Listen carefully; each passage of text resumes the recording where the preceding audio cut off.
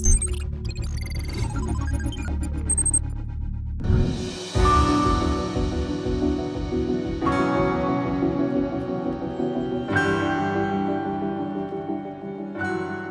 makers are now bound by government regulations to make safer cars, right from structure to active and passive safety features.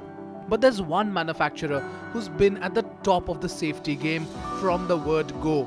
And in fact, its name is synonymous with safety. Yes, we are talking about Volvo. And in fact, it is an innovation that we are specifically talking about from 1959 that has saved more than 1 million lives. Well, sitting right here, you might think that I'm a dummy too, but really I'm not. I'm here to celebrate 60 years of an innovation that has been pioneered by Volvo. It's a very simple thing to do now, a compulsory thing to do now all around the world. And it is this, the 3-point seat belt. And it's been here in the industry for all these years. But Volvo has been the innovator and the major driver of pushing this in cars to make it compulsory, just to make sure that fatalities are less. Another initiative that is taken now is the EVA initiative, where the company which has done all the research, Volvo's entire research from all these years about safety in cars, about how accidents happen and how accidents create a lot of problems for human beings. All that has been now documented and will be available for other manufacturers. I think it's an initiative which needs to be saluted, and all this now in the public forum will only make things better. And yes, that's the vision 2020 that Volvo is bringing to the table.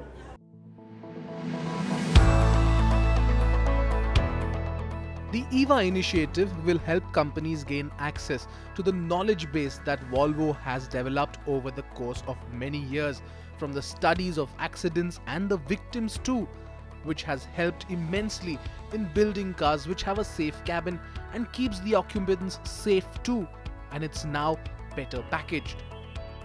It's easy to lose the perspective of the knowledge we have. It has happened several times that we have had people coming to Volvo cars and they have been asking questions about our research, and they have not known that we have already released important research reports since a long time before.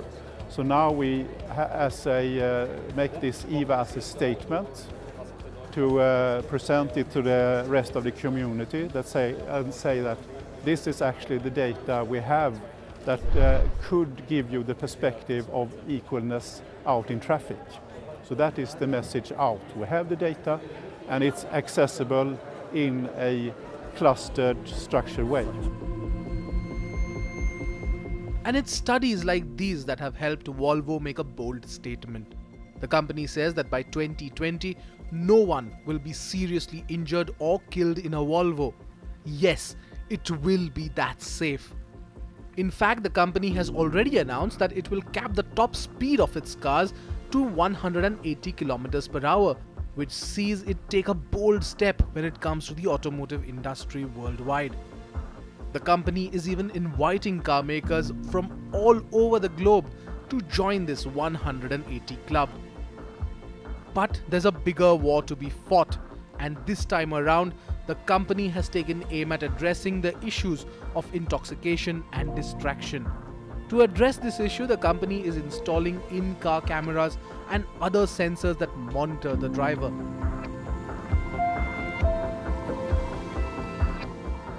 What we're looking at is a three-stage approach where you have a support phase where you have information warning and corrective behaviors or shielding of corrective behaviors, braking and steering in the first phase. And if that isn't enough, what happens is that the vehicle can be reducing the speed.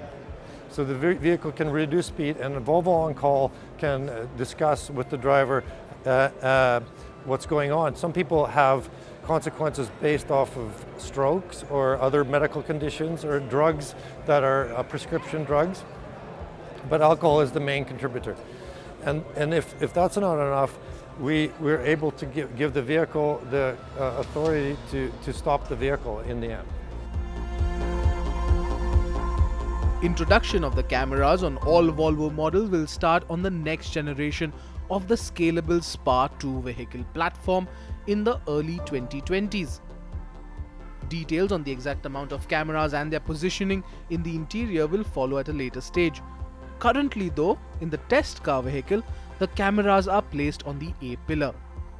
But with all these active and passive safety features, are people going to become over-reliant on technologies? The issue of over-reliance, of course, is an issue due to the fact that if we as humans think that a system can do something that it's not designed to do, we might start trusting it, and you come to a situation where you actually need to intervene. You may not be as prepared as you need to be in that particular situation.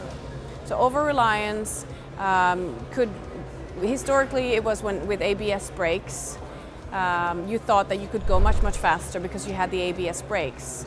Front-wheel drive, all-wheel drive, you don't have to drive as carefully on winter roads because you have all-wheel drive, which is actually not the intention of the system. It's there to help you get even better than you were with the other system. So what we do is we've done a lot of research to work on understanding the human nature and the human brain and what the mechanisms are for you detaching from the task of driving and what the mechanisms are for keeping you in the driving, and finding the right balance between support but at the same time making sure that you understand that the car is actually not more capable than it is.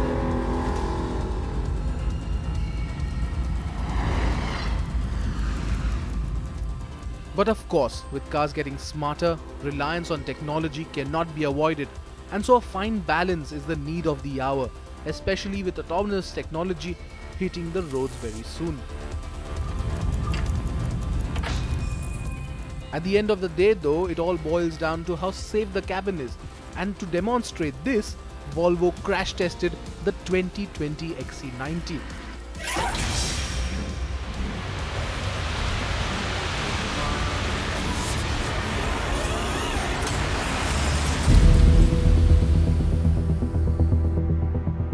We at CNB have brought you countless results of crash tests and told you how it all unfolds too.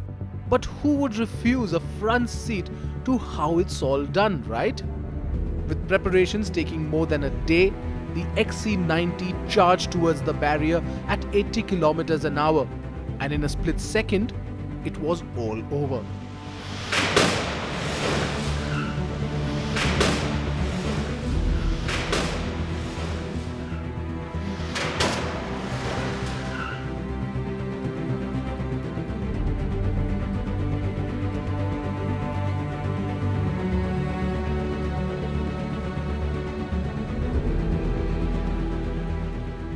And as I said, it all happened in a split second. That's what happens on roads. I mean, the decision to drive the car, and then it's not in your hands, it's not in anyone else's hands. And that's what safety at Volvo is all about. At the Volvo Safety Center, it's all about making sure that the cars are safe to drive. And well, look at it, it's totaled the car completely, but the structural integrity of the car is still intact. Of course, we don't know the results yet because it's only for Volvo and their database. It also begs to differ the question whether or not the cap that Volvo has put in of 180 kilometers per hour on all their cars, does that make sense now?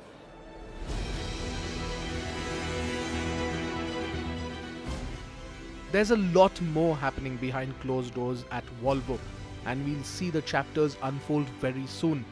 As far as safety is concerned, Volvo's Vision 2020 is a radical movement, and one in the right direction.